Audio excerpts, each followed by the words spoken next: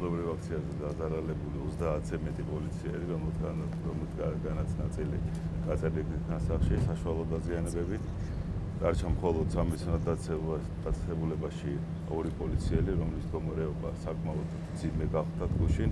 დღეს შედარების სტაბილურობა გვაქვს და იმედი გვაქვს, რომ ექიმების განმარტებით მალე უკეთესობა გვექნება. რაც შეეხება მინდა თითოეულ პოლიციელს, რომელიც გუშინდელ აქციაში იღებდა მონაწილეობას, მადლობა გადაუხადო და საკმაოდ მაღალი სტანდარტით მოხდა გამოყენებული იქნა პროპორციული ძალა.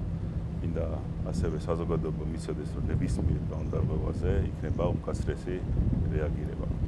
ვერ შედგა მშვიდობიანი დამხობა, მაგრამ დარწმუნებით შეგვიძლია გითხრათ, რომ შედგა მშვიდობიანი დაშლა.